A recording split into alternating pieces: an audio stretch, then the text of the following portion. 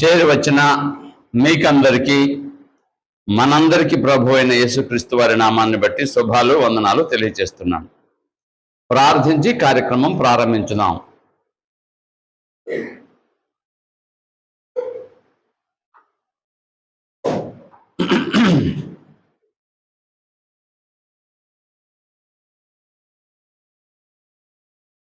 ఆకాశ మహాకాశములు పట్టజాలని దేవా, భూమిని అందులో సమస్తాన్ని మానవుల కొరకు చేసిన దేవా మీకు స్తోత్రాలు. అంతకంటే శ్రేష్టమైనటువంటి క్రొత్త సృష్టిని చేసిన దేవా మీకు స్తోత్రాలు చెల్లిస్తున్నాం. మొదటి ఆదాము భూమిని ఏలడానికి ఏర్పాటు చేయబడ్డాడు. అయితే అతని అవిధేయత వలన ఈ లోకమంతా అపవాదికి అప్పగించబడినట్టుగా అపవాది చెప్పుకున్నాడు. అపవాదిని జయించి మా ప్రభు అయిన యేసు మా కొరకు నిత్య జీవాన్ని మేమందరం పొందాలని, మీకు మహిమ రావాలని నూతన రాజ్యాన్ని ఏర్పాటు చేసినందుకు మీకు స్తోత్రాలు చెల్లిస్తున్నాం. ఆ రాజ్యాన్ని తెలుసుకోగలిగినందుకు, ఆ రాజ్యంలో చేరగలిగినందుకు మీకు కృతజ్ఞతలు చెల్లిస్తున్నాం. ఎందరూ ఈ రాజ్యాన్ని చూడలేకుండా ఉన్నారో, వినలేకుండా ఉన్నారో, తెలుసుకోలేకుండా ఉన్నారో వారందరికీ మేము రుణస్థులము. దయతో మమ్మల్ని క్షమించండి. వారందరికీ తెలియచేసేలాగా మేమేం చేయాలో, ఎలా చేయాలో మాకు నడిపింపు ఇవ్వమని ప్రార్థిస్తున్నాం. ప్రత్యేకంగా ప్రభు దినమందు ఆరాధించడానికి చేరి వచ్చిన ప్రతి బిడ్డని జ్ఞాపకం చేసుకోండి. మీరు కోరినట్టుగా ఆరాధించడం ద్వారా మీకు మహిమ, మా ఆత్మలకు క్షేమము కలుగునట్లు సహాయం చేయండి. సంఘంలో ఎన్ని కుటుంబాలు ఉన్నాయో ప్రతి కుటుంబాన్ని జ్ఞాపకం చేసుకొని ఆశీర్వదించండి. శారీరకంగా, మానసికంగా, ఆత్మ సంబంధంగా కొదువు లేకుండా మీ కృపను పొందేలాగా కృప చూపించండి. అన్నింటికి మించి నడిపించుచున్న మీ దాసులకు కావాల్సిన జ్ఞానాన్ని ఇవ్వండి. ఈ కార్యక్రమం అంతటి ద్వారా మీరు మహిమ పొందండి. ఎక్కడైనా లోపాలుంటే దిద్దుబాటు చేసుకోవడానికి మాకు నేర్పించండి. మా రక్షకుడు, మా విమోచకుడు అయిన యేసుక్రీస్తు వారి శ్రేష్టమైనటువంటి నామం ద్వారా ఈ ప్రార్థన మీ సన్నిధిలో విన్నవించుచున్నాము తండ్రి. ఆమేన్.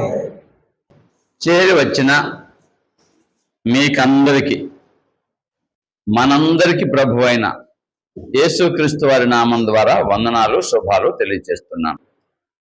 డిసెంబర్ నెల వచ్చింది అంటే సంవత్సరంలో చివరి నెలలో ఉన్నాం. అంతేకాదు, డిసెంబర్ అంటే ప్రపంచం అంతా క్రిస్టియన్స్ ఎక్కడెక్కడ ఉన్నారో వారంతా చేసే పనేమంటే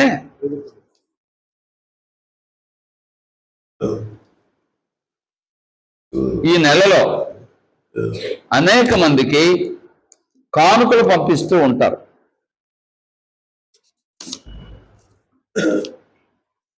అంటే వారి వారి సామర్థ్యాన్ని బట్టి ఇతరులకు సహాయపడాలి. ఎందుకు అంటే దేవుడు నన్ను రక్షించాడు, నన్ను రక్షించడానికి తన కుమారుని పంపించాడు భూమి మీదకి.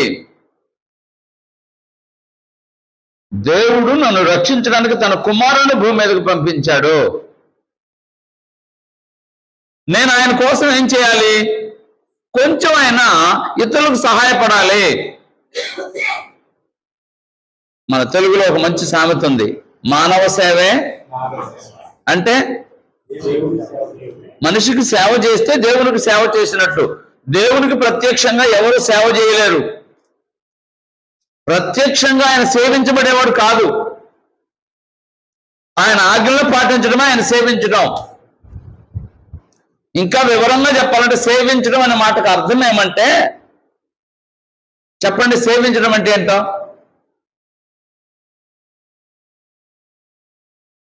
దావీదు తన తరము వారికి ఏం చెప్తారు? సేవ చేశాడు అన్నారు. సేవ చేయటం అంటే అర్థం ఏంటి? దేవుని ఆజ్ఞను పాటించడం, అది దాని అర్థం. సేవించడం అంటే లోబడటము, సేవించడం అంటే చెప్పినట్టుగా చేయడము. సేవకులు అంటారు. సేవకులు అని ఎవరిని అంటారు? సేవకులను ఎవరిని అంటారు?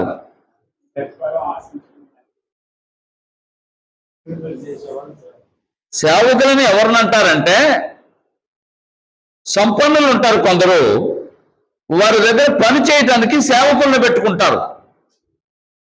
మా సేవకులు, రాజుగారి దగ్గర సేవకులు ఉంటారు తన పని చేయటానికి. రాజు ఒక్కడే దేశాన్ని ఏలలేడు కదా, తన సేవకులు ఉంటారు. రాజ్యాన్ని పరిపాలన చేయడానికి ఒక్కొక్కరికి ఒక్కొక్క పని అప్పగిస్తారు రాజుగారు, తన సేవకులే వారంతా. అలాగే మనం దేవుని పిల్లలమైతే దేవుని సేవకులము. లోకమంతా దేవుని పిల్లలే. దేవుని పిల్లల్ని ప్రేమించినట్లయితే ఎవరైతే బీదవారుగా ఉంటారో, దిక్కులేని వారుగా ఉంటారో, అనాథలుగా ఉంటారో, విధవులుగా ఉంటారో, వగేరా వగేరా, మనకు చేతనైతే సహాయం చేయటమే దేవుని సేవించటం. దేవుని ఆజ్ఞ ఒకరినొకరు ప్రేమించుకోండి అనేది ఆజ్ఞ. ప్రేమిస్తే ఇస్తాం, అది ఈ నెలలో చేసేది క్రైస్తవులు అనేవారు.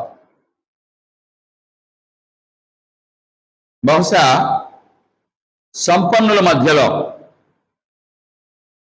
సంవత్సరం అంతా ఖర్చు పెట్టేది ఒక ఎత్తు అయితే, ఈ నెలలో మాత్రమే ఎక్కువ ఖర్చు పెడతారు చాలా మంది. సంవత్సరం 11 నెలలు ఖర్చు పెట్టేదంతా ఈ నెలలో ఖర్చు పెడతారు కొందరు. వారి కోసం కాదు, ఇతరుల కోసం. ఇతరుల కోసం మనం కూడా అలా ఆలోచించాలి. రైట్, సరే, విషయానికి వస్తాను. డిసెంబర్ అనగానే లోకమంతటి గుర్తొచ్చేది ఏంటంటే యేసు ప్రభు వారు జన్మించారని గుర్తొస్తుంది. అవునా కాదా? హడావుడి ఉంటుంది. నవంబర్ 25 నుంచే ప్రారంభిస్తారు. నేను వాళ్ళ గురించి మాట్లాడడం లేదు, తప్పప్పుల గురించి మాట్లాడడం లేదు. క్రీస్తు ప్రభు వారు భూమి మీద జన్మించారు. క్రీస్తు ప్రభుని దేవుడు భూమి మీదకి పంపించాడు. ఎందుకు పంపించవలసి వచ్చింది?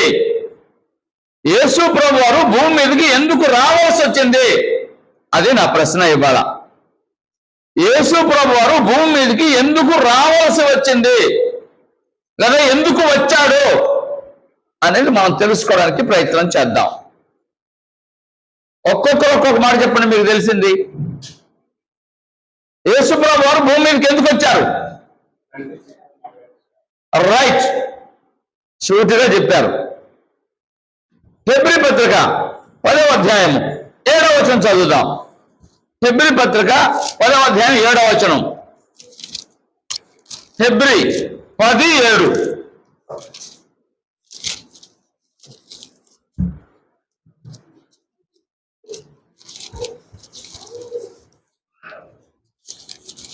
అప్పుడు నేను గ్రంథంలో నన్ను గురించి రాయబడిన ప్రకారము, దేవా, ఈ చిత్తం నెరవేర్చుటకు ఇదిగో నేను వచ్చి ఉన్నానంటిని. చాలండి. యేసు ప్రభు గురించి మాట్లాడుతూ గ్రంథకర్త ఏం మాట్లాడుతున్నాడంటే, యేసు ప్రభు వారు నన్ను గూర్చి వ్రాయబడిన ప్రకారము, దేవా, నీ చిత్తము నెరవేర్చుటకు ఇదిగో నేను వచ్చి ఉన్నానని యేసు ప్రభు వారు అన్నారు. ఇది యేసు ప్రభు గురించిన ప్రవచనం. ఆయన మాట్లాడారు. ఎందుకు వచ్చారయ్యా అంటే, ఇప్పుడు చెప్పండి, యేసు ప్రభు వారు ఎందుకు వచ్చారో? దేవుని చిత్తం నెరవేర్చడానికి యేసు ప్రభు వారు భూమి మీదకి వచ్చారు. దేవుని చిత్తం నెరవేర్చడానికి యేసు ప్రభు వారు భూమి మీదకి వచ్చారు.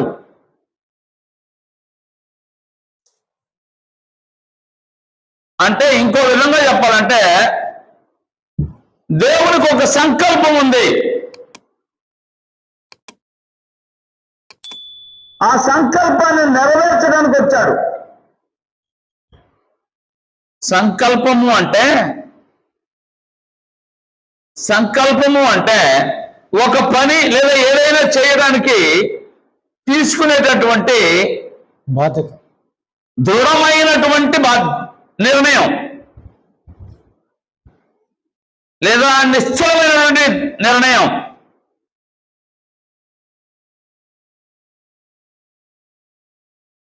ఖచ్చితమైనటువంటి నిర్ణయం. సంకల్పం అంటే ఒక దాని గురించి ఆలోచన చేసి అయిపోయిన తర్వాత సరిగ్గా ఉంటే ఇలా చేద్దాము అని తీర్మానం చేయడం అంటారు, లేదా నిర్ణయము అంటారు. చదివితే ఆ మాట ఎఫెసీ పత్రిక 1వ అధ్యాయము 4-6 వచనాలు కలిసి ఉన్నాయి. ఎఫెసీ పత్రిక 1వ అధ్యాయం 4-6 వచనాలు. ఎట్లనగా తన ప్రియుని యందు తాను ఉచితముగా మనకు అనుగ్రహించిన తన కృపా మహిమకు కీర్తి కలిగినట్లు తన చిత్త ప్రకారమైన దయా సంకల్పము చొప్పున యేసుక్రీస్తు ద్వారా తనకు కుమారులుగా స్వీకరించుటకై మనలను ముందుగా తన కోసము నిర్ణయించుకుని ఏం చేశాడంట? నిర్ణయించుకున్నాడు. ఏంటి నిర్ణయము? పైన చదివితే మరలా చదువుదాం. తన చిత్త ప్రకారమైన దయా సంకల్పము చొప్పున, అంటే ఆ సంకల్పాన్ని నిర్ణయించాడు. ఇలా చెయ్యాలనేది నిర్ణయం చేశాడు. ఆ నిర్ణయానికి ఉన్న పేరే సంకల్పము. సంకల్పించి నిర్ణయించాడు. ఏంటి దేవుని చిత్తం లేదా దేవుని సంకల్పం? దేవుని సంకల్పం ఏంటి లేదా దేవుని చిత్తం ఏంటి? యేసు ప్రభువు ఎందుకు వచ్చారు? ఆయన కుమారులుగా, ఇప్పుడే కదా మనం చదివాం, ఆయనకు కుమారులుగా చేయటం. అనేక కారణాలు ఉన్నాయి. మొదటి కారణం ఇది, దేవునికి ఒక చిత్తం ఉంది లేదా ఒక సంకల్పం ఉంది. ఆ సంకల్పాన్ని నెరవేర్చడానికి యేసు ప్రభువు వచ్చారు. భూమి మీద మనుషులు ఎందుకు పుడుతున్నారో, ఎందుకు బ్రతుకుతున్నారో, ఎందుకు చనిపోతున్నారో తెలియకుండానే కాలం వెలగొచ్చేవారు ఉన్నారు. పుట్టాను కాబట్టి, బ్రతకాలి కాబట్టి తింటున్నాను. ఎందుకు తింటున్నావు అంటే బ్రతకడానికి తింటున్నాను అనేవారు ఉన్నారు. తప్పు కాదు తినడం. ఎందుకు బ్రతుకుతున్నావు అంటే తినడానికి బ్రతుకుతున్నావు అనేవాళ్ళు ఉంటారు. తినడానికి కాదు బ్రతికేది, బ్రతకడానికి తినడం తప్పు కాదు, కానీ బ్రతకాలంటే తినాలి. తినేది ఎందుకోసము? బ్రతకడం కోసం. బ్రతికేది ఎందుకోసము అంటే దేవుడు నిన్ను ఎందుకు చేశాడో తెలుసుకొని ఆ చిత్తము చొప్పున నడుచుకోవడానికి చేశాడు. అది నువ్వెందుకు బ్రతకాలంటే దేవుని చిత్తం నెరవేర్చడానికి బ్రతకాలి. ఎంతమంది దేవుని చిత్తం నెరవేర్చేవారు ఉన్నారు? అసలు దేవుని చిత్తమే చాలా మందికి తెలియదు. నేను మరలా చెప్తున్నాను, వయసు వచ్చిన తర్వాత యవ్వనస్తులు ఏం ఆలోచిస్తారు చెప్పండి? వయసు వచ్చిన తర్వాత యవ్వనస్తులు ఏమని ఆలోచిస్తారు? ఉద్యోగం సంపాదించుకోవాలి, వివాహం చేసుకోవాలని ఆలోచిస్తారు. వయసు వచ్చిన తర్వాత అంటున్నాను, వివాహం ఎందుకు చేసుకోవాలనుకుంటారు? శరీర కోరికలు తీర్చుకోవడానికని కొందరికి మాత్రమే ఆలోచన ఉంటుంది. అది కాదు ముఖ్యమైనది. వివాహం ఎందుకు చేసుకుంటారంటే ఓ కుటుంబం నిర్మించుకోవాలి. అది దేవుని చిత్తం. మీరు ఫలించి అభివృద్ధి పొంది భూమిని నిండించి దాన్ని లోపరుచుకొని ఎలానని చెప్పాడు. ఫలించాలి అన్నాడు. కుటుంబాన్ని నిర్మించుకోవాలి. కుటుంబం అంటే ఏంటి? కుటుంబం అంటే ఏంటి? భార్యాభర్త, తను, తన భార్య, పిల్లలు, తన సంతానం. వివాహం అయిన తర్వాత తను ఏం ఆలోచన చేస్తాడంటే, నాన్నగారి దగ్గర ఉంటాడు అప్పటి వరకు. వివాహం చేసుకున్న తర్వాత నేను వేరుగా వెళ్తాను, నా కుటుంబాన్ని నేను కాపాడుకుంటాను, నేను కుటుంబం కట్టుకుంటాను, నేను సంపాదించుకుంటాను, గొప్పవాడిని అవుతాను. ఇంకా ముఖ్యంగా వివాహం అయిన తర్వాత సంతానం తర్వాత ఏం ఆలోచిస్తారు చెప్పండి?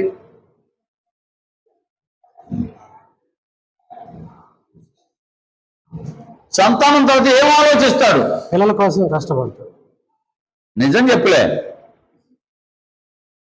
ఆ ఆలోచన చాలా మందికి తెలియదు. ఓ గృహం నిర్మించుకోవాలని ఆలోచిస్తారు.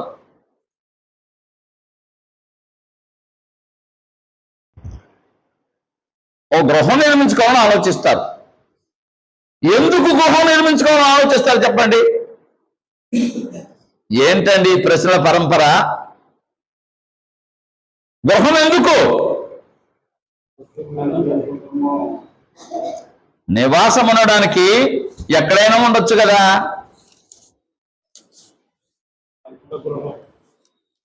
ఓ గుర్తింపు, నీకు గుర్తింపు ఉంటుంది ఆ ఇంటిని బట్టి. ఇల్లు కట్టాలంటే వాళ్ళు చాలా ఎక్కువ డబ్బులు అవుతున్నాయి.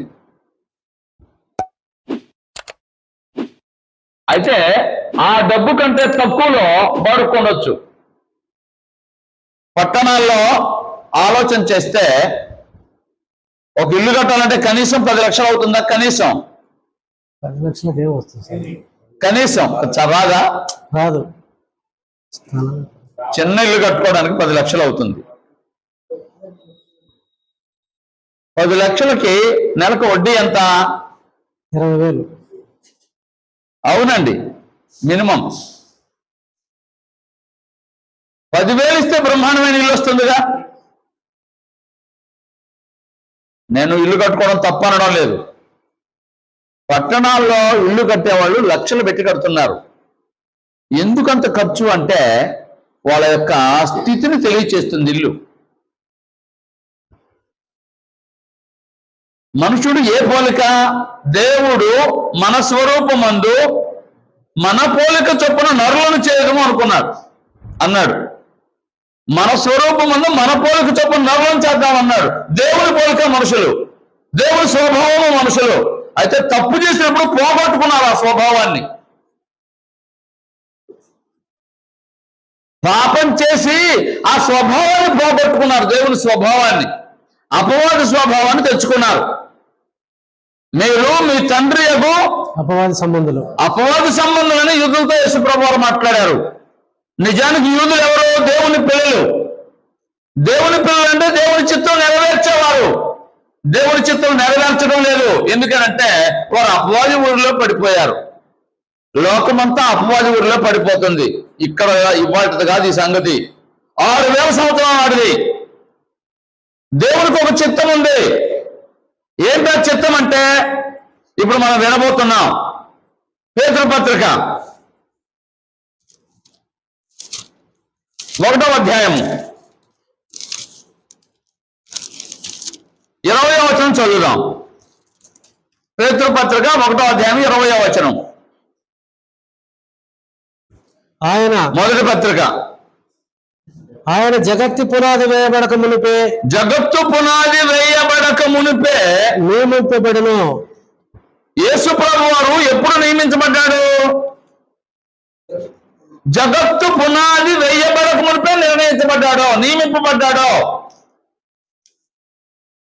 అంటే దేవుని సంకల్పంలో భూమిని చేద్దాం, భూమి మీద మానవులు ఏర్పాటు చేద్దాం. మానవులు పాపం చేస్తే వారిని విమోచించడానికి నా కుమారుని పంపిద్దాం. ఎప్పుడు అనుకున్నాడు? జగత్తు పునాది వేయబడక మునిపే ఆలోచన చేశాడు, నిర్ణయించాడు, నియమించాడు యేసు ప్రభువుని. దేనికోసం?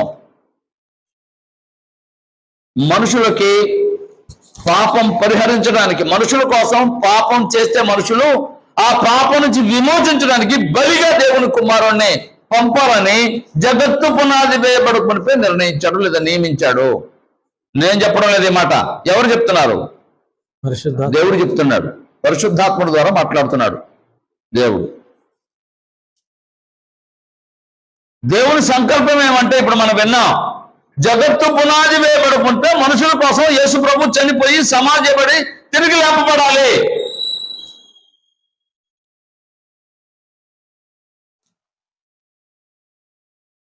భూమి పుట్టక మునిపే ఆలోచించాడు దేవుడు.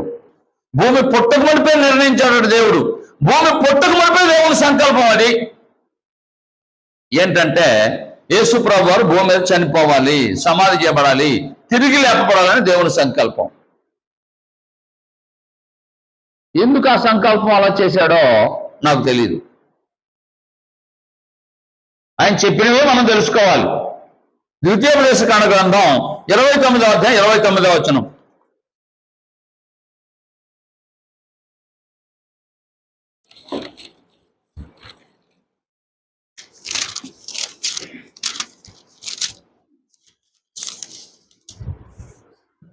ఇరవై తొమ్మిది.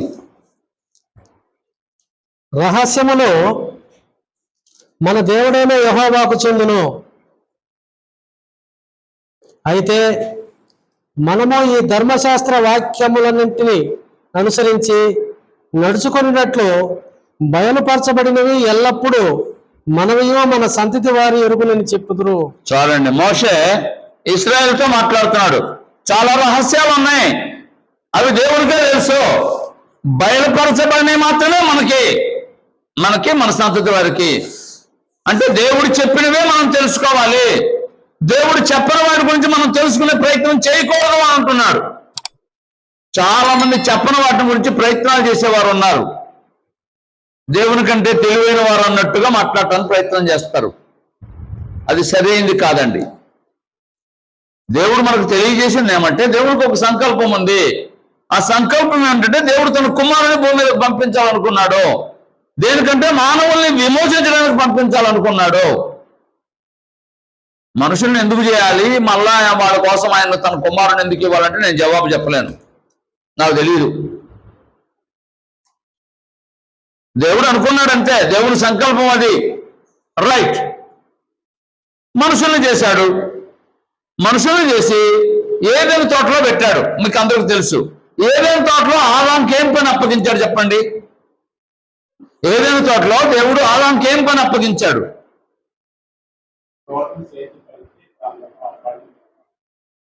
తోటను సేద్యం చేయడానికి సేద్యం చేసే పని అప్పగించాడు మొదటిది. రెండవ పని ఏంటి?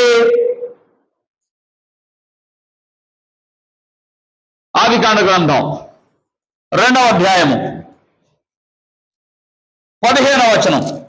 ఆదికాండ గ్రంథం 2వ అధ్యాయము 15వ వచనం.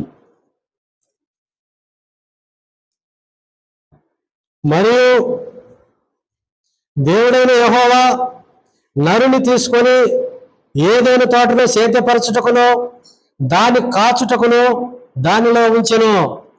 2 పనులు అప్పగించాడండి ఇక్కడ. సేద్యం చేయడానికి, దాన్ని కాపలా కాయడానికి దేవుడు ఏదైనా తోటలో ఆదామాను పెట్టాడు. సేద్యం చేస్తున్నట్టే ఉన్నాడు. ఎందుకంటే 4వ అధ్యాయము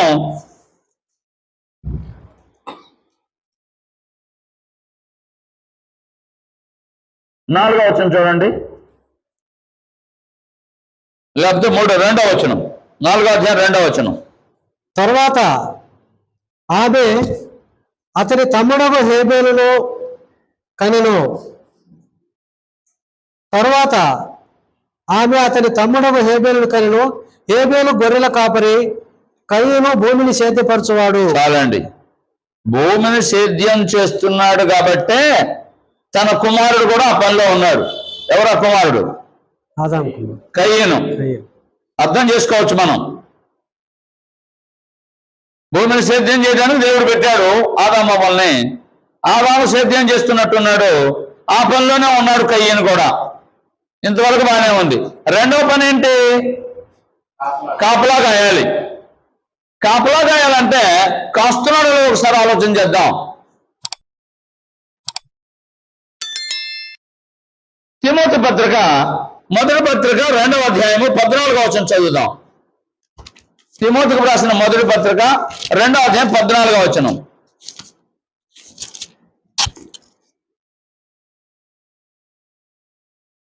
వినువారి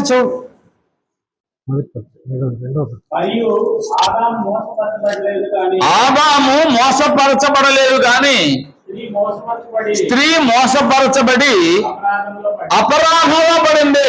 ఎవరది? ఆదామా హవ్వా?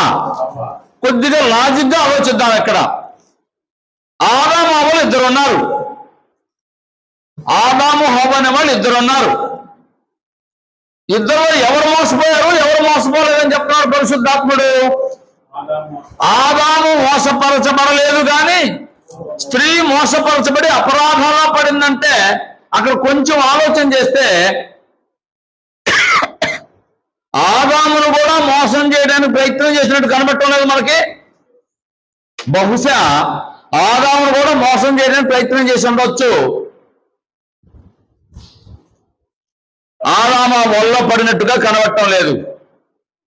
నిన్ను ఎలా వల్ల వేసుకోవాలో నాకు తెలుసు అనుకుంది అపవాది. అలాగే అనుకున్నాడు, వెళ్ళాడు, అవ్వలోకి వెళ్ళాడు అపవాది. బహుశా నేను అనుకుంటాను ఆదాము ఉన్నప్పుడు వెళ్ళి ఉండకపోవచ్చు అనుకుంటాను.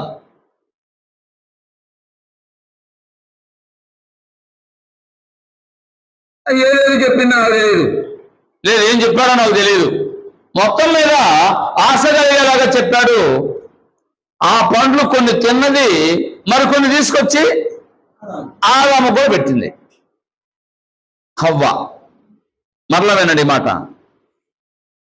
ఆదామును మోసం చేయడానికి ప్రయత్నం చేసినప్పుడు అప్పుడే ఒకవేళ దేవునితో సంభాషించి, అయ్యా ఇలా మాటి మాటికి నా దగ్గరకు వచ్చి ఆ పండు తినమని నన్ను బలవంతం చేస్తున్నాడు, నన్ను ప్రేరేపిస్తున్నాడు అని చెప్పుంటే ఎలా ఉండేదో నాకు తెలియదు. సంభాషించినట్టుగా గ్రంథం చెప్పలేదు.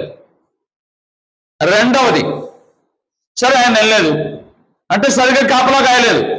ఇది మా పని కదా, మా కదా అప్పగించే, నువ్వు ఎందుకు వచ్చావని కాపలా కాయలేదు సరిగ్గా చెప్పాలంటే. వెళ్ళిపో అని అంటే మరలా వచ్చేవాడు కాదు.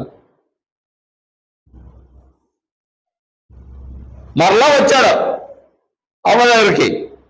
అవ్వ దగ్గరికి వచ్చినప్పుడు ఆవిడ తిని మరికొన్ని తీసుకొచ్చి ఆదాముకు పెట్టేటప్పుడు, అప్పుడైనా దేవుడు ఈ పండు తినొద్దన్నాడు కదా, నువ్వెందుకు తిన్నావు, నన్ను ఎందుకు తినమంటున్నావు అని క్వశ్చన్ చేసి ఉంటే ఎలా ఉండేది?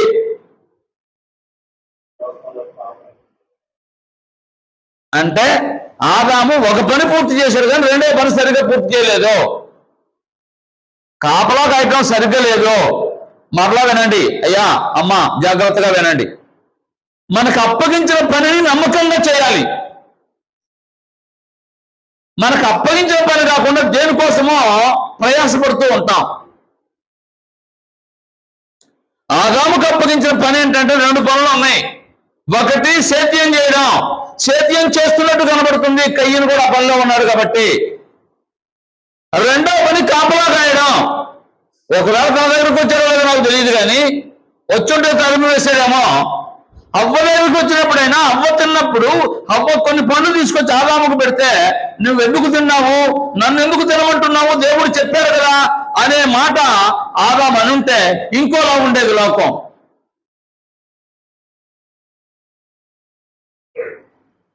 దేవునికి చాలా ప్రణాళికలు ఉంటాయండి.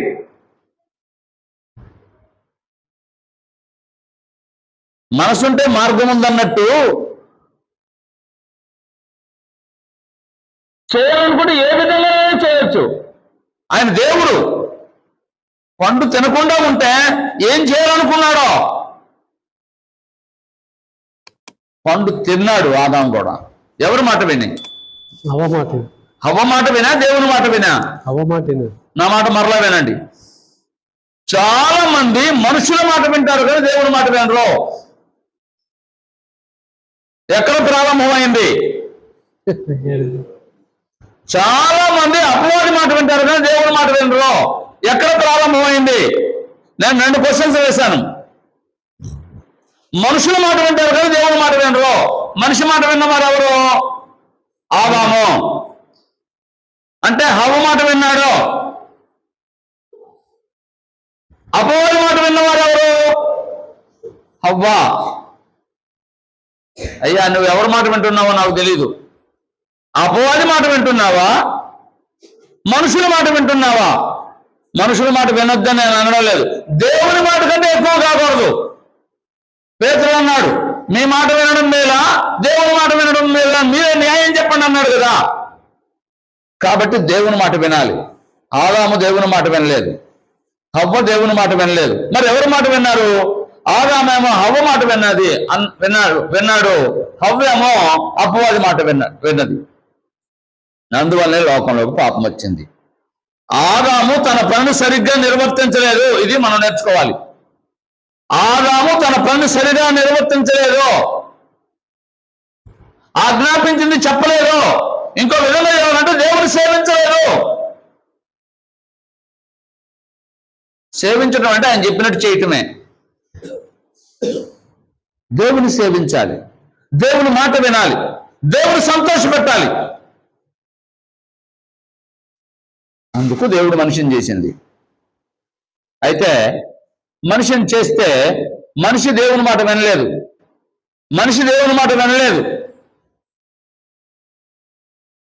అందుకని ఏం చెప్పాడో ఇప్పుడు చూద్దాం. ఆదికాండ గ్రంథం 3వ అధ్యాయము. అటు కూర్చో.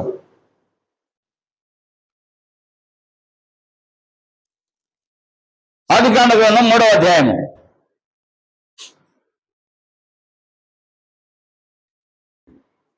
15వ వచనం. మరియు నీకును స్త్రీకిని నీ సంతానమునకును ఆమె సంతానమునకును వైరము కలుగజేసేదను. అది నిన్ను తల మీద కొట్టును, నీవు దాని మడిమి మీద కొట్టుదని చెప్పాను. జాగ్రత్తగా వినండి, మరలా వినండి. ఆదాము అవ్వల పండు తిన్న తరువాత దేవుడు మాట్లాడుతున్నాడు. మొదటగా డైరెక్ట్ గా ఎక్కడికి వెళ్ళాడంటే అపవాది దగ్గరికే వెళ్ళాడు. అపవాదితోనే మాట్లాడాడు. ఏం మాట్లాడాడు తెలుసా? నీకును స్త్రీకిని నీ సంతానమునకును ఆమె సంతానమునకును వైరము కలుగు చేస్తాను. ఎవరెవరికి వైరము? అపవాదికి స్త్రీ సంతానం. నీకు స్త్రీకి, నీ సంతానానికి ఆమె సంతానానికి వైరం కలుగు చేస్తాను అంటున్నాడు. వైరము కలుగు చేస్తాను ఎవరెవరికంటే స్త్రీ సంతానానికి, మరొక సంతానం ఎవరు? అపవాది సంతానానికి. అయ్యా జాగ్రత్తగా వినాలి. ఇక్కడ స్త్రీ సంతానం అంటే ఎవరు? మనమంతా ఎవరు సంతానం? రైట్. మరి అపవాది సంతానం అంటే ఎవరు? స్త్రీ సంతానం అంటే ఎవరో తెలుసుకుందాం, తర్వాత అపవాది సంతానం ఎవరో తెలుసుకుందాం. స్త్రీ సంతానం ఎవరో గలతీ పత్రిక 4వ అధ్యాయం 4వ వచనం చదువుదాం.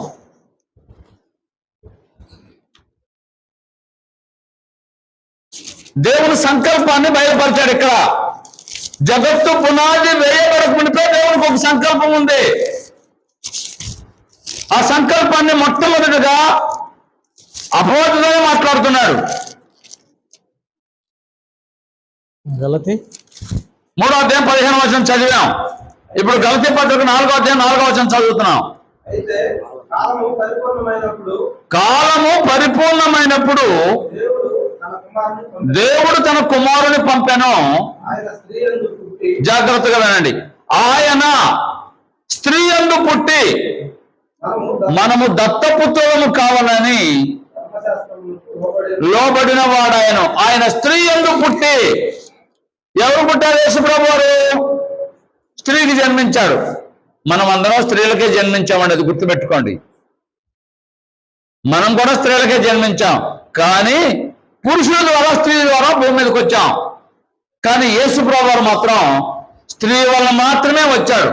అక్కడ వెళ్తే మరలా నీకును స్త్రీకిని నీ సంతానమునకును ఆమె సంతానమునకును వైరం కలుగు చేస్తానన్నాడే, ఆమె సంతానం అంటే స్త్రీ సంతానం అని. ఇదిగో ఆయన స్త్రీ యందు పుట్టి అంటే పురుషుడు లేకుండా స్త్రీ యందు పుట్టి.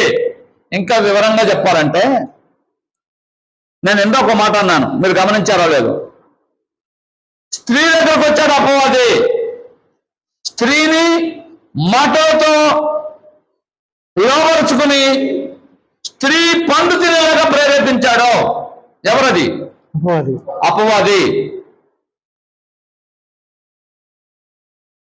బహుశా ఇద్దరు ఉండుంటే అప్పుడు ఆదామే కోసిచ్చేవాడు హవ్వకు కూడా. ఇక్కడ అబ్బాయి ఉన్నట్టుగా నాకు అనిపిస్తుంది, నేను ఊహిస్తున్నాను. హవ్వ పండు తిని మరికొన్ని తీసుకొచ్చి ఆదాముకు పెట్టినట్టు చెప్పాడు గ్రంథం. అందుచేత దేవుడు ఏమంటున్నాడంటే, ఏ స్త్రీ వలన లోకానికి పాపం తీసుకొచ్చావో, పురుషుడు లేకుండా స్త్రీ వల్ల మాత్రమే నా కుమారుడు భూమి మీదకి వస్తాడో, ఆయన వచ్చి నీ తల చిత్త కొడతాడు అని అన్నాడు.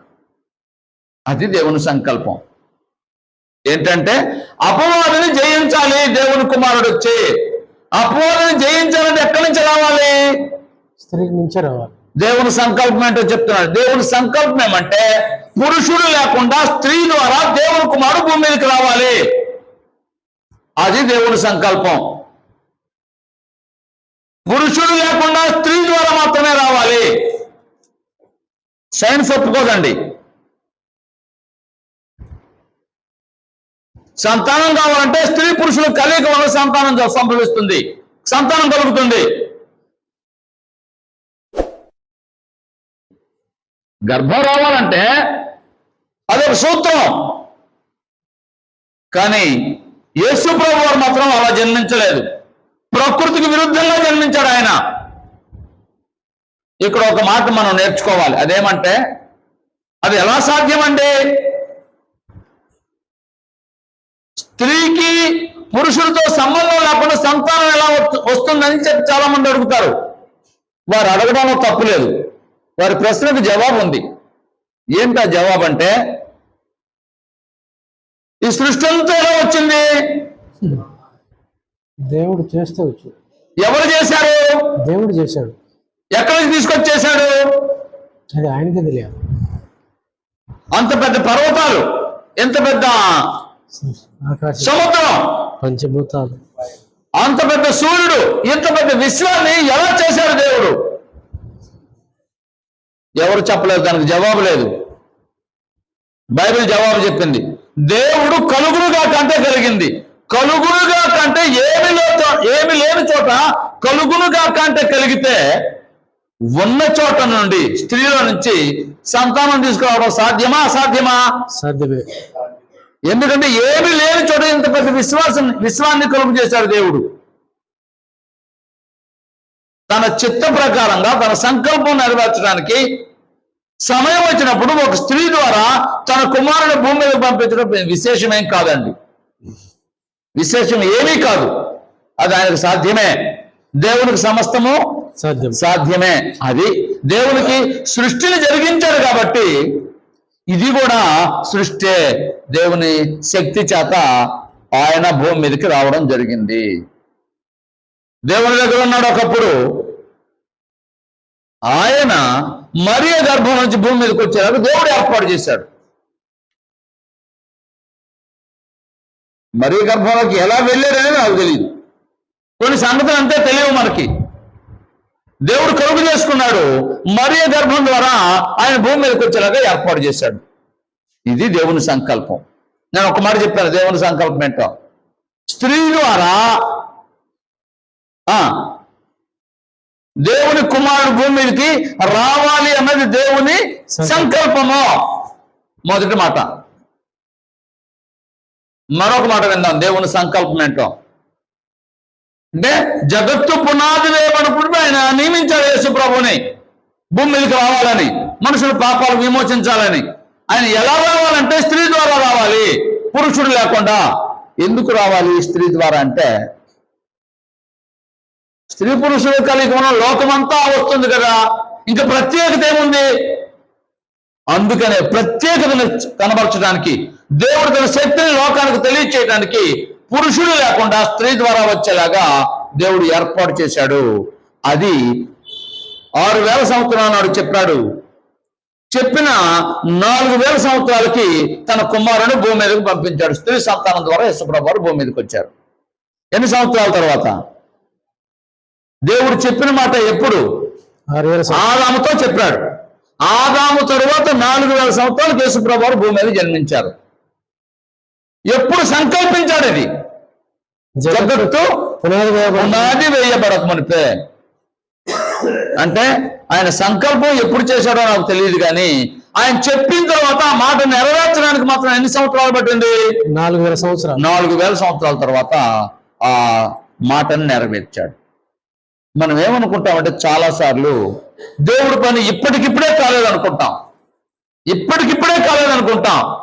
ఓర్చుకుంటే, ఓపిక పడితే, సహిస్తే. యోసేపు ఎన్ని సంవత్సరాలు సహించాడో మీరు ఎరుగుదురా? యోసేపు ఎన్ని సంవత్సరాలు సహించాడో తెలుసా?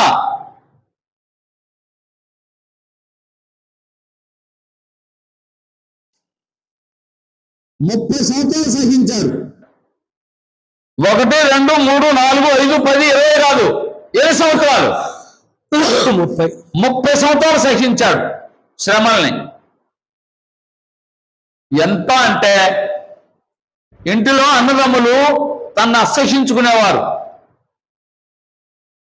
పొతిఫర్ ఇంటికి వెళితే అతని భార్య అసహించుకుంది, జైలు పంపించింది. అక్కడ 17 ఏళ్ళు ఇంటి దగ్గర ఉన్నాడు, 13 ఏళ్ళు పొతిఫర్ ఇంట్లో ఉన్నాడు. 17, 13 మొత్తం ఎంత? 30 సంవత్సరాలు. 30 సంవత్సరాలు సహించాడు. 30 సంవత్సరాలు సహిస్తే అప్పుడు ఐగుప్తుకు రాజయ్యాడు. పేరుకు మాత్రమే ఫరో రాజు, కానీ అధికారం అంతా ఎవరిది? అక్కడ వ్రాయబడిన మాట చెప్తాను. నీకు తెలియకుండా కారు కానీ చేయి కానీ కదపడానికి వీల్లేదు అన్నాడు రాజుగారు. ఎవరో తెలియకుండా. అంటే ఎవరు కదలడానికి వీల్లేదు. యోసేపుకి చెప్పాలి ఏది చేయాలన్నా. ఎన్నాడు సహించాడు? 30. మనం ఏమనుకుంటాం? ఎన్నాళ్ళు పట్టుబడేది ఈ బాధ, ఎంత ఓర్చుకునేది. రైతే నువ్వు బాధపడుతున్నావు, దేవుడు చూస్తున్నారా లేదా? ప్రకటన వల్ల మనందరికీ తెలుసు. నీ సహనమును నీ ఓర్పును నేను ఎరుగుదును, నీకు జీవకిరీటం ఇస్తాను, కొద్దిగా ఓర్చుకో అంటాడు. ఓర్పు కలిగి ఉండాలి, సహించాలి. ఆయన తన మాట నెరవేర్చడానికి 4000 సంవత్సరాలు పట్టింది. అపవాదితో చెప్పిన తర్వాత అపవాదితో చెప్పిన మాట నెరవేర్చడానికి 4000 సంవత్సరాలు పట్టింది. రైట్. ఆదాముతో చెప్పాడు, అపవాదితో చెప్పాడు, అయిపోయింది. ఆదాము వాళ్ళ సంతానం కలిగారు. ఇంచుమించుగా 2000 సంవత్సరాలు అయిపోయింది. 2000 సంవత్సరాలు అయింది. 2000 సంవత్సరాల తర్వాత భూమి మీద ఒక గొప్ప వ్యక్తి జన్మించాడు. ఆయన పేరే నోవహు. 2000 సంవత్సరాల తర్వాత భూమి మీద ఒక గొప్ప వ్యక్తి జన్మించాడు. ఆయన పేరే నోవహు. అనేవాడిగా అబ్రహాము 1100 సంవత్సరాలు అప్పుడు జన్మించాడు. నోవహు ఆదాము తర్వాత 1156లో. 2008లో అబ్రహాము జన్మించాడు ఆదాము తర్వాత. 2000 ఆదాము తర్వాత 2000 సంవత్సరాలకి 8 పక్కన పెడదాం. ఆదాము తర్వాత అబ్రహాము 2000 సంవత్సరాలకు జన్మించాడు. అబ్రహాంతో ఏం మాట్లాడాడు విందాం. ఆదికాండ గ్రంథం 12వ అధ్యాయం. ఆదికాండ గ్రంథం 12వ అధ్యాయం.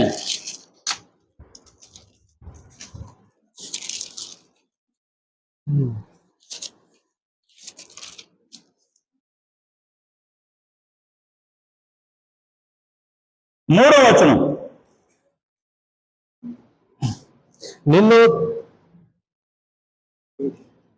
నిన్ను ఆశీర్వదించు వారిని ఆశీర్వదించదును, నిన్ను దూషించు వారిని శపించదును. భూమి యొక్క సమస్త వంశములు నీ యందు ఆశీర్వదించబడునని అబ్రహాముతో అనగా. చాలండి. అబ్రహాంతో మాట్లాడుతున్నాడు ఇప్పుడు దేవుడు. అబ్రహాంతో మాట్లాడుతున్నాడు దేవుడు. ఏమనంటే, నిన్ను ఆశీర్వదించే వారిని ఆశీర్వదిస్తాను, నిన్ను దూషించే వారిని శపిస్తాను. మూడో మాట, భూమి యొక్క సమస్త వంశములు నీ యందు ఆశీర్వాదం. నీ సంతానం వల్ల ఆశీర్వదించబడను. నీ యందు అంటే నీ సంతానం వల్ల. భూమి యొక్క సమస్త వంశమును నీ యందు అంటే నీ సంతానం వల్ల ఆశీర్వదింపండి. అంటే ఇక్కడ రక్షించబడతారని మరలా చెప్తున్నాను వినండి. ఆశీర్వాదం అంటే ఇక్కడ రక్షణ అని అర్థం. భూమి యొక్క సమస్త వంశములు నీ సంతానం వల్ల రక్షించబడతారని అబ్రహాంతో చెప్పాడు. అబ్రహాంతో చెప్పిన తర్వాత మరలా 2000 సంవత్సరాలు అయింది.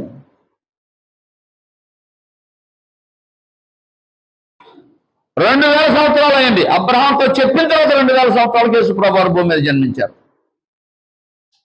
చదువుదాం అన్నమాట. గలతీ పత్రిక 3వ అధ్యాయము. గలతీ పత్రిక 3వ అధ్యాయము.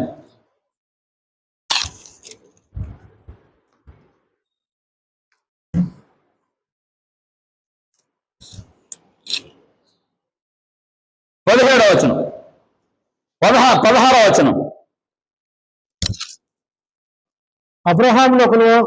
అబ్రహామునకును అతని సంతానమునకును వాగ్దానములు చేయబడిను. అనేక వాగ్దానాలు చేయబడ్డాయి అబ్రహాముకు అతని సంతానాలకి. ఆయన అనేకులను గూర్చి అన్నట్టు నీ సంతానమునకును అని చెప్పక ఒకరి గూర్చి అన్నట్టే నీ సంతానమునకును అనెను. ఆ సంతానము క్రీస్తు. ఆ సంతానము క్రీస్తు. భూలోక వంశాలన్నీ నీ సంతానం వలన ఆశీర్వదించబడినంటే రక్షించబడని చెప్పాడు అబ్రహాంతో. అబ్రహాముతో చెప్పిన 2000 సంవత్సరాలకి యేసు ప్రభువు భూమి మీదకి వచ్చారు. 2000 సంవత్సరాలకి భూమి మీదకి వచ్చారు యేసు ప్రభు వారు. మరలా వినండి. అబ్రహాముకు వాగ్దానం చేశాడు, నీ సంతానం వలన భూలోక వంశాలన్నీ రక్షించబడుతుందని వాగ్దానం చేశాడు. వాగ్దానం చేసినంత సంతానం కలగలేదు 25 ఏళ్ల వరకు. వాగ్దానం చేసిన 25 ఏళ్ల వరకు సంతానం లేదు అబ్రహాముకి. గుర్తుపెట్టుకోండి. 25 సంవత్సరాలు అప్పుడు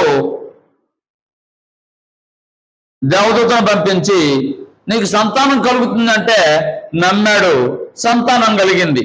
చెప్పిన 25 ఏళ్ళకి సంతానం కలిగిన తర్వాత వయసు వచ్చింది. పిల్లవాడికి కట్టెల మోపు మొయ్యగలిగినంత వయసు వచ్చింది. అప్పుడు బలి ఇవ్వమన్నాడు అబ్రహాముని. బలి ఇవ్వడానికి వెళ్ళాడు అబ్రహాము. మంచి మాట గుర్తుపెట్టుకోండి. అబ్రహాముని పరీక్షించాలనుకున్నాడు దేవుడు. కుమారుణ్ణి ఇచ్చాను కదా, నేను చెప్పినట్టు వింటాడో లేదో చూద్దాం అని అబ్రహాం నీ కుమారుని తీసుకువెళ్ళి ఫలానా చోట బలివ్వు అన్నాడు. అయ్యా నన్ను క్షమించు. 25 ఏళ్ల తర్వాత ప్రార్థన చేయగా బ్రతిమలాడగా 25 ఏళ్ల తర్వాత నాకు సంతానం ఇచ్చారయ్యా. ఇప్పుడు మరలా ఆయన్ని బలి ఇవ్వమంటున్నారు. ఏమి న్యాయమయ్యా అని అడగలేదు.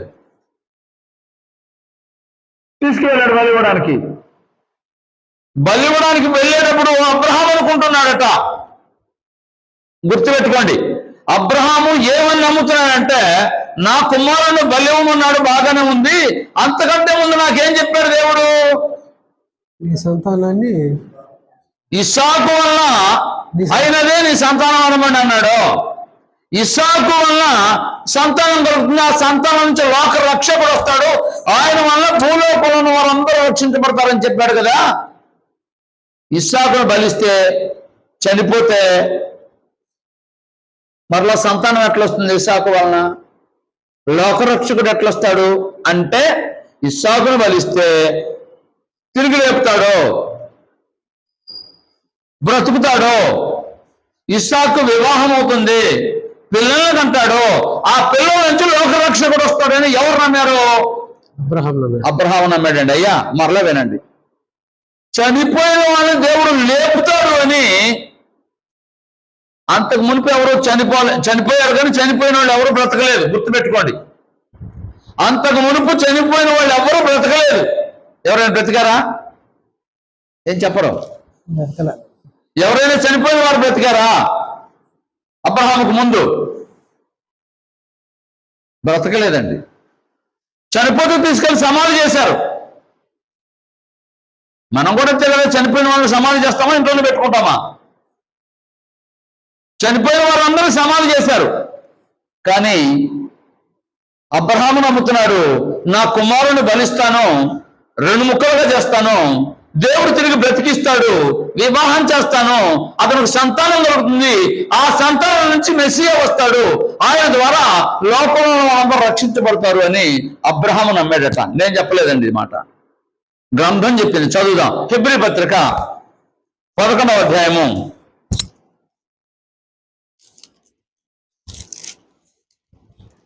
17వ వచనం. హెబ్రీ పత్రిక 11వ అధ్యాయం 17వ వచనం.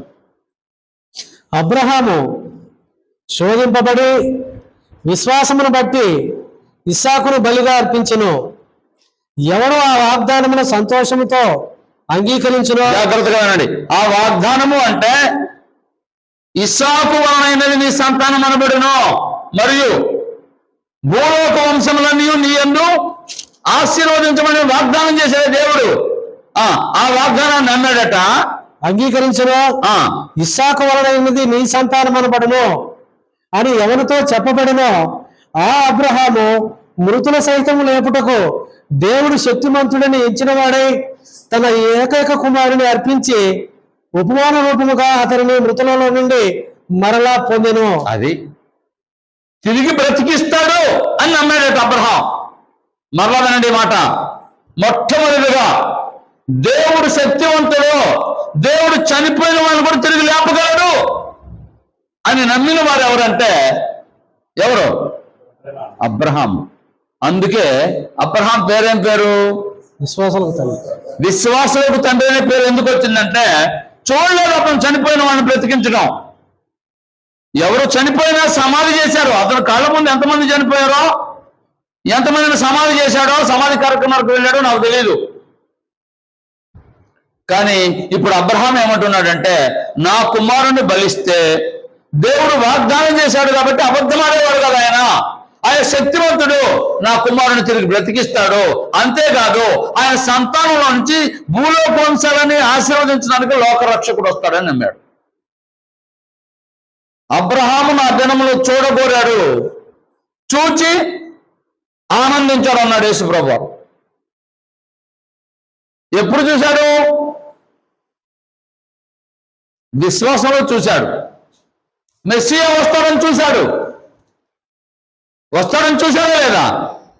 వాగ్దానం చేసినప్పుడు ఇంకా పిల్లల పుట్ల 25 ఏళ్ల వరకు ఏడి ఏడి ఏడి అనుకున్నాడు. పిల్లవాడు కలిగాడు. వాగ్దానం చేశాడు దేవుడు. లోకరక్షకుని పంపించడానికి వాగ్దానం చేసిన సంతానం వచ్చింది. ఇతరుల నుంచి లోకరక్షకుడు వస్తాడని నమ్మాడే నమ్మలేదా? విశ్వాసం అంటే ఏంటి?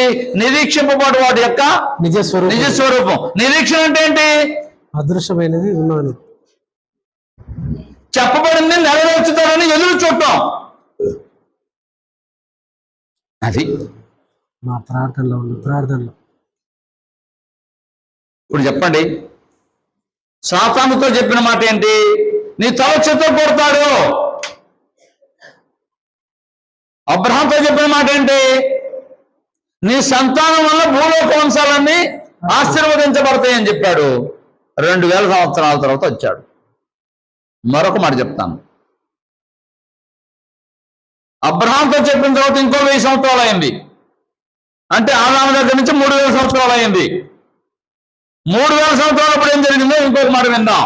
సమూయేలు 2వ గ్రంథం 7వ అధ్యాయము 11వ వచనం. సమూయేలు 2వ గ్రంథం 7వ అధ్యాయం 11వ వచనం. దేవుని చిత్తం ఏంటో చెప్తున్నానండి. దేవుని సంకల్పాన్ని మనం ఆలోచన చేస్తున్నాం. యేసు ప్రభువు భూమి మీదకి ఎందుకు రావాల్సి వచ్చిందో చెప్తున్నాను.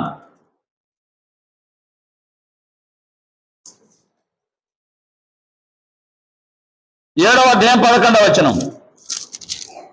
నీ శత్రువుల మీద నీకు జయమిచ్చి నీకు నెమ్మది కలగజేసి ఉన్నాను, మరియు యెహోవానగు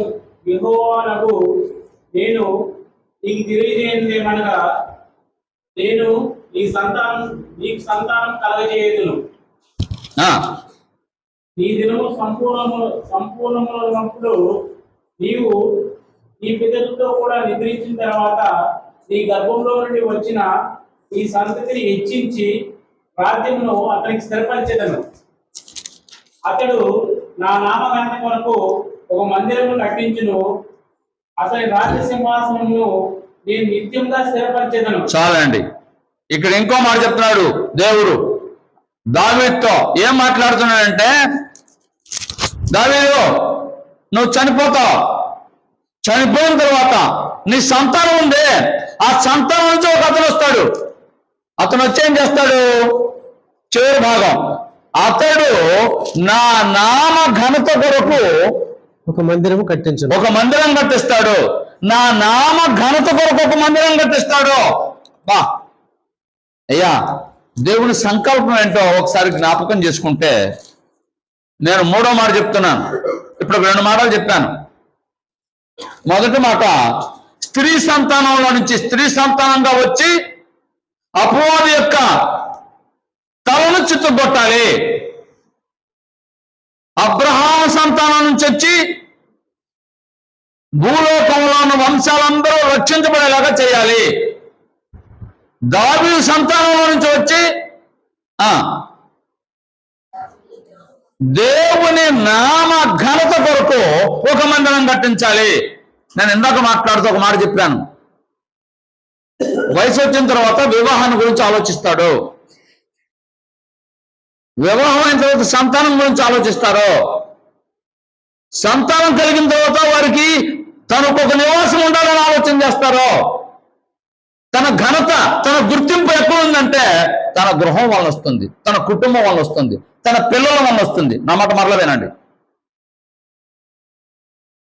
ఎవరైనా కలిసినప్పుడు మొదటగా పిల్లలు అందరూ బాగున్నారా, అదే కదా మనం అడిగేది. పిల్లలు బాగున్నారా అదేనా అడిగేది, ఇంకోటి అడుగుతారా? ఆ తరువాత మిగిలినవి అంటే సంతానం గురించి ఆలోచిస్తారు. ఇల్లు ఏమైనా కట్టావా? ఉందండి. పిల్లలు ఏం చేస్తున్నారు? తరువాత అప్పుడు ఎవరికి ఘనత వస్తుంది? ఆ తండ్రికి తల్లికి. ఎవరి ద్వారా? ఆ పిల్లల ద్వారా, తన ఇంటి ద్వారా. దేవుని నామానికి ఘనత రావాలి. ఘనత రావాలంటే లోకానంతా కలుపు చేశాడు. లోకానంతా కలుపు చేసి ఆదాముకు పెత్తనం అప్పగిస్తే ఆదాము ఏం చేశాడు? భార్య మాట విని, దేవుని మాట వినకుండా భార్య మాట విని దేవునికి దూరం అయ్యాడు. ఇదంతా నాది అన్నాడు అపవాది. ఆడి చేతిలో పోయింది. ఎవరి చేతిలోకి? అపవాదిని అడుగుదాం, మనం ఎందుకు అనుమానించడం? చదువుదాం. మత్తయి సువార్త 4వ అధ్యాయం.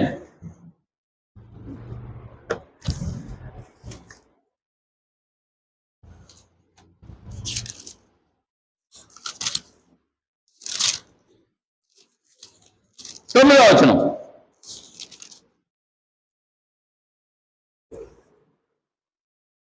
నీవు సాగిలపడి నాకు నమస్కారం చేసిన ఎడల వీటన్నిటినీ నీకు ఇచ్చదనని ఆయనతో చెప్పగా. అంటే ఇది నాది, నీకు ఇస్తానని యేసు ప్రభుతో మాట్లాడుతున్నాడు. లూకా సువార్త ఇంకా కొంచెం వివరంగా మనం చూడండి. లూకా సువార్త 4వ అధ్యాయం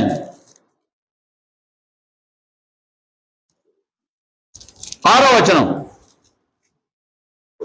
5 కూడా చదివితే బాగుంటుంది. భూలోక రాజ్యములన్నిటినీ ఒక్క నిమిషంలో ఆయనకు చూపించి. అంటే ఈ భూలోకంలో ఉన్న రాజ్యాలన్నింటినీ వాటి మహిమను ఒక్క నిమిషంలో చూపించారట. ఈ అధికారమంతయు ఈ రాజ్యముల మహిమయు నీకు ఇత్తును, అది నాకు అప్పగింపబడి ఉన్నది. ఎవరికి ఇచ్చారట? నాకు అప్పగించబడింది. మీ తండ్రే నాకు ఇచ్చాడు. ఆదాముకి ఇచ్చారు, వారు నిలబెట్టుకోలేదు, నేను తీసేసుకున్నాను, నాకు వచ్చేసింది ఇదంతా. నీకు కావాలంటే ఇస్తాను, నువ్వు చనిపోనక్కర్లేదు, నువ్వు దేవుడికి సేవ చేయక్కర్లేదు, నాకు నమస్కారం కొట్టు, కావాలంటే నీకు ఇచ్చేస్తాను అంటున్నాడు. ఎవరిదంతా ఇదంతా? నాది అంటున్నాడు. నాకు అప్పగించబడింది అని అంటున్నాడు. ఎందుకు అప్పగించబడింది? మొదట ఆదాము దేవుడు చెప్పినట్టుగా వెళ్ళలేదు కాబట్టి అపవాది తీసేసుకున్నాడు. దేవుడు తన కుమారుని పంపించి మరలా తిరిగి ఈ భూ సంబంధమైన రాజ్యం కాదు, ఆయన ఆత్మ సంబంధమైన రాజ్యం స్థాపించాలి. భూ సంబంధమైన రాజ్యం ఆ రోజు కాలిపోతుంది. భూమియు దాని మీద ఉన్న కృత్యములన్నీ కాలిపోవును అన్నాడు పరిశుద్ధాత్ముడు. భూమి శాశ్వత కాలం ఉండదండి. శాస్త్రవేత్తలు ఏం చెప్తున్నారంటే భూమిలో అగ్ని ఉంది, భూమిలో అగ్ని ఉంది, అది తొలుతూ ఉంటుంది. అప్పుడప్పుడు కొండలు అగ్ని పర్వతాలు అంటారు కదా, లావా పేరు వస్తుంది కదా. ఎక్కడి నుంచి వస్తుంది? భూమి లోపల ఉన్నది. భూమిని పేల్చి వేసే రోజు ఒక రోజు రాబోతుంది. శాశ్వతంగా ఇంకేమి లేకుండా పోతుంది. కానీ యేసు ప్రభు స్థాపించే ఆయన నా నామ ఘనతలో ఒక మందిరం కట్టించును, అది శాశ్వత కాలం ఉంటుందని అంటాడు. చదువుదా ఆ మాట కూడా. లూకా సువార్త 1వ అధ్యాయము 33వ వచనం.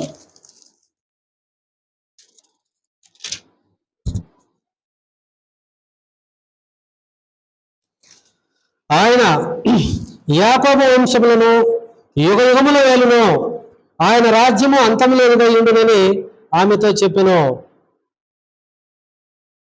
ఎన్నో వచనం? ఎన్నో అధ్యాయం? 1:33. లూకా 1:33 ఆయన చదివింది. ఆయన అంటే యేసు ప్రభు పుడతాడు. పుట్టిన తర్వాత ఆయన దేవుని కుమారుడు అనబడతాడు. ఆయన ఒక రాజ్యం స్థాపిస్తాడు. దావీదుతో చెప్పారు కదా, ఆయన నా నామ ఘనత కొరకు ఒక మందిరం కట్టిస్తాడని. అది ఎంతకాలం ఉంటుందట? యుగ యుగాలు ఉంటుంది. యుగ యుగాలు, శాశ్వత కాలం ఉంటుంది. దానికి అంతం లేదు. ఏంటో తెలుసా? అది క్రీస్తు ప్రభు సంఘం. దేవుడు మొదటి సృష్టిని చేశాడండి. ఆదాముని ఏలమన్నాడు, ఆదాముకు చేతనవ్వలేదు. సరిగా చెప్పాలంటే ఆదాము సంతానమైన మనం కూడా ఏదో ఒక విధంగా పాపం చేసి దేవుడికి దూరం అయిపోతున్నాం. దేవుడు వాగ్దానం చేసినట్టుగా, సంకల్పించినట్టుగా అపవాదితో చెప్పాడు, మెస్సియా వస్తాడు, నీ తల చిత్తుకు కొడతాడు అని. అబ్రహాముతో చెప్పాడు, నీ వంశంలో నుంచి వచ్చిన వాడు, అతని వల్ల భూలోకంలో ఎన్ని వంశాలు ఉంటాయో వారందరూ నమ్మితే రక్షించబడతారని చెప్పాడు.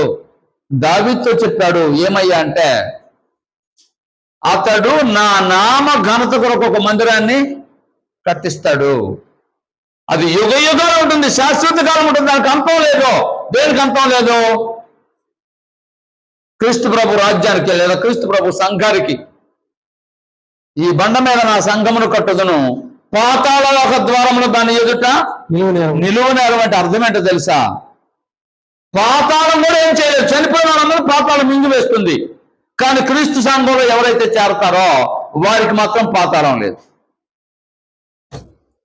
చనిపోయిన వారు పాతాళం వెళ్ళాలి నిజాన్ని చెప్పాలంటే, మింగి వేస్తుంది అది. కానీ క్రీస్తు ప్రభు సంఘంలో ఎవరు చేరతారో వాళ్ళకి మాత్రం పాతాళం ఏం చేయలేదు. ఎందుకనంటే అది మన శక్తి కాదు, మన గొప్పతనం కాదు. ఎవరు గొప్పతనం? దేవుని. క్రీస్తు ప్రభు యొక్క రక్తం గొప్పతనం. ఆ రక్తంతో కడుగుబడిన వారు ఒక రాజ్యంగా కట్టబడతారు. చదువుదాం. ప్రకటన గ్రంథం 5వ అధ్యాయము. ప్రకటన గ్రంథం 5వ అధ్యాయము.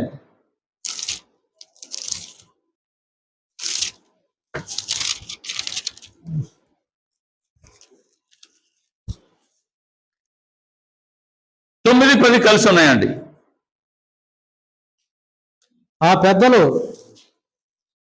నీవు ఆ గ్రంథమును తీసుకొని దాని ముద్రలు ఇప్పుటకు యోగ్యుడవు.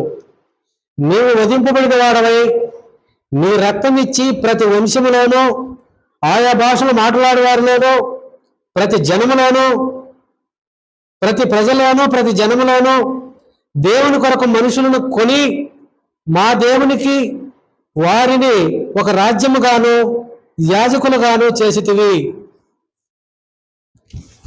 గనుక వారు మందు ఏలుదురని కొత్త పాట పాడుదురు. నా మాట మరొకసారి జ్ఞాపకం చేస్తాను. యేసు ప్రభు వారు భూమి మీదకి ఎందుకు వచ్చారు, ఎందుకు పుట్టవలసి వచ్చిందో మీకు అర్థమైందా? అపవాదితలను చిత్తగొట్టాలి. భూలోకంలో ఎన్ని వంశాలు ఉన్నాయో వారందరూ ఆయన రక్తం ద్వారా కడగబడి కొనబడి రక్షించబడాలి. మూడవది, అబ్రహాం దావీదు సంతానంగా వచ్చి దేవుని నామ ఘనత కొరకు ఒక మందిరం కట్టించి, ఒక సంఘం కట్టించి, ఆ సంఘంలో వాళ్ళు దేవుని స్తుతించాలి. ఆ సంఘం శాశ్వత కాలం ఉండాలి. ఆ సంఘానికి అంతం లేదు. దేవుని కొరకు ఆ సంఘం కట్టబడుతుంది. ఎవరి కోసం? దేవుని కోసం. దేవుని నామ ఘనత కొరకు. నేను మొదట్లోనే చెప్పాను, మనం ఇల్లు కట్టుకుంటాం కదా. ఎందుకు కట్టుకుంటాం? నివాసం ఉండడానికేనా? అవును. నివాసం మాత్రమేనా? ఆధిక్యత, ఘనత రావాలి, మహిమ రావాలి. అట్లయితే సోదరుడా, సోదరి, ఒకసారి ఆలోచన చేయి. దేవుడు యేసు ప్రభుని ఎందుకు పంపించాలనుకున్నాడంటే 3 కారణాలు చెప్పాను. మొదటి మాట, అపవాదిని జయించడానికి. ఆదాం మొదలుకొని యేసు ప్రభు వచ్చేంత వరకు 4000 సంవత్సరాలు మరణాన్ని జయించిన వారు లేరు. చనిపోయిన వారు పాతాళానికి వెళ్ళిపోయారు.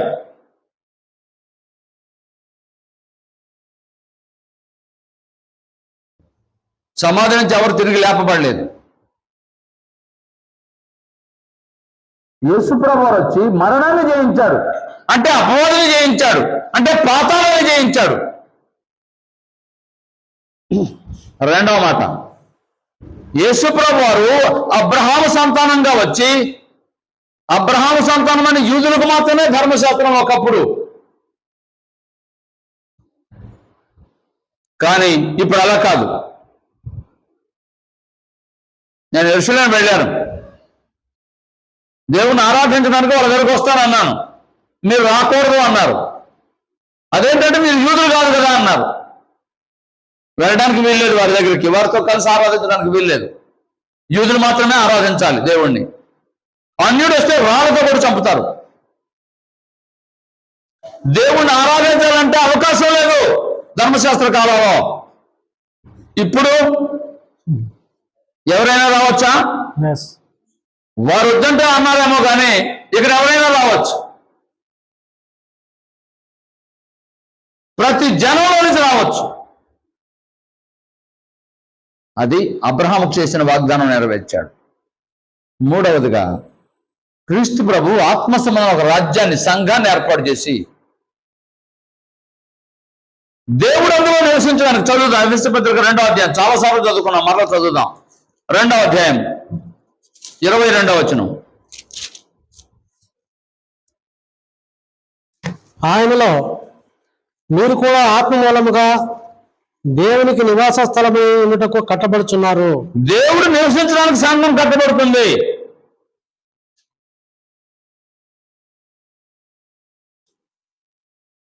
ఇరవై 21 కూడా చదువుతాను. ప్రతి కట్టడమును ఆయనలో చక్కగా అమర్చబడి ప్రభువునందు పరిశుద్ధమైన దేవాలయం ఒకటకు వృద్ధి పొందుతున్నది. పరిశుద్ధమైన దేవాలయం ఇది, ఈ కట్టడం కాదు. క్రీస్తు సంఘంలోకి బాప్తిసం పొందిన వారందరూ దేవునికి ఒక ఆలయంగా కట్టబడుతున్నారు, దేవుని రాజ్యంగా కట్టబడుతున్నారు, ఆత్మ మందిరంగా కట్టబడుతున్నారు. వారిలో ఆయన నివసిస్తాడు.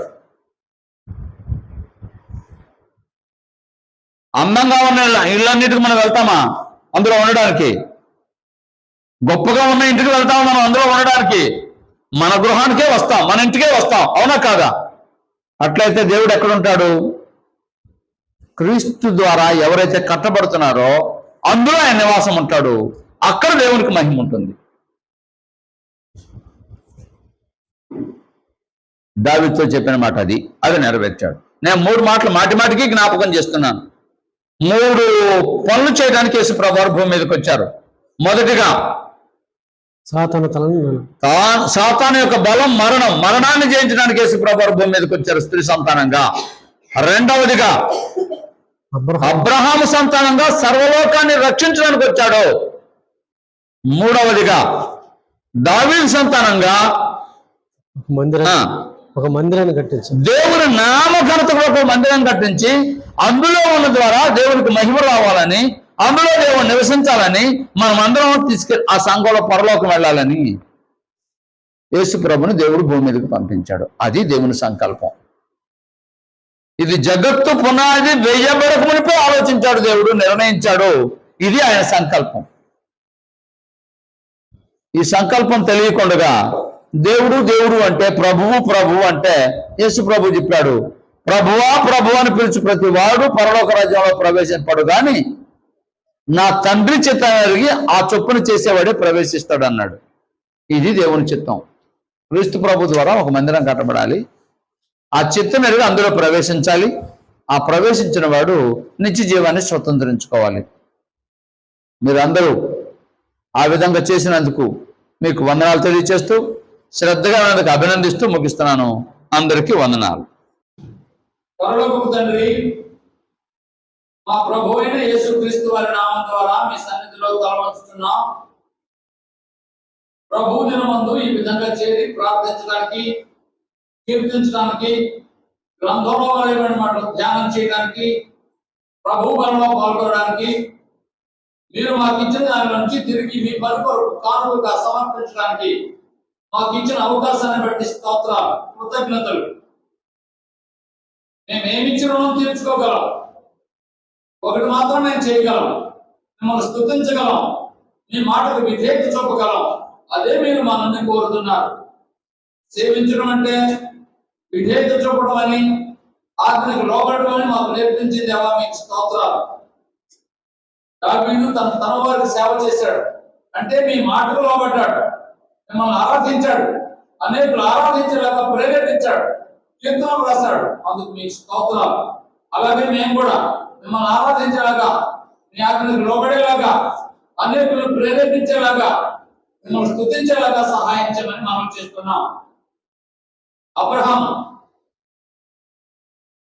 మృతుల పునరుత్థానం ఉన్నది అని అన్నాడు. అందరూ బట్టి మీకు స్తోత్రం. మేము కూడా చనిపోయిన ఒక రోజు తిరిగి లేకపోతామని గ్రంథం ద్వారా మాకు తెలియజేసినందుకు, ఆ విశ్వాసానికి మమ్మల్ని నడిపించినందుకు మీకు స్తోత్రాలు. శాశ్వత కాలంగా మీతోనూ, మీకు మన క్రీస్తు ప్రభుత్వను పరలోకంలో యుగ యుగాలు ఉండేలాగా మేము ఆశపడుతున్నాం ఆయన. దానికోసం మేము ఏం చేయాలో మేము నేర్చుకునేలాగా, ఆ విధంగా చేసేలాగా మీతోనూ, మీకు మన క్రీస్తు ప్రభుత్వంలో పరిశుద్ధాత్మతో సంతోషంగా ఉండేలాగా సహాయం చేయమని మనం చేస్తున్నాం. మాకు ఆజ్ఞాపించినటువంటి విధులు చక్కగా నిర్వర్తించడానికి మాకు నేర్పించమని మనం చేస్తున్నాం. గ్రంథంలో అనేక మంది తప్పిపోయారు. పని చూసి పాఠం నేర్చుకునేలాగా, విధేయత కలిగిన వారిలాగా జీవించేలాగా మాకు నేర్పించండి. అన్నింటికి మించి మా ప్రభు భూమి మీదకి వచ్చి విధేయుడుగా జీవించాడు, మీ చిత్తం నెరవేర్చాడు. అలాగే మేము కూడా మా ప్రభువులాగా జీవించేలాగా, మీ చిత్తం నెరవేర్చేలాగా, మిమ్మల్ని మహింపరిచేలాగా, అనేకులకు ఆదర్శంగా ఉండేలాగా నేర్పించడానికి మనం చేస్తున్నాం. ఈ పని కొరకు ఎవరెవరు ఏ విధంగా కానుకిస్తున్నారో వారందరినీ ఆశీర్వదించమని మనం చేస్తున్నాం. సంఘంలో ఉన్న ప్రతి కుటుంబాన్ని, ప్రతి వ్యక్తిని జ్ఞాపకం చేసుకుని వారికి ఏది కావాలో వారికి అనుగ్రహించండి. తిరిగి విడిచిన బిడ్డలందరితో మీ ఆశీర్వాదాలు ఉంచండి. సంవత్సరం చివరి మాసంలో మేము ఉన్నాం నాయన. మా ప్రభువుని మీరు భూమి మీదకి ఎందుకు పంపించారో, మీ చిత్తం ఏమన్నదో తెలుసుకొని అనేకులకు తెలియజేసేలాగా, నేర్చుకునేలాగా, నడుచుకునేలాగా, నేర్పించేలాగా మాకు సహాయం చేయండి. తిరిగి విడిచిన బిడ్డలతో మీ ఆశీర్వాదాలు ఉంచండి. మీ చిత్తం అయితే మరలా మేము కలిసి ఆరాధించడానికి సహాయం చేయండి. యేసు ప్రభు వారి నామం ద్వారా ఈ ప్రార్థన అడుగుతున్నాము తండ్రి. ఆమేన్. అందరికీ వందనాలండి.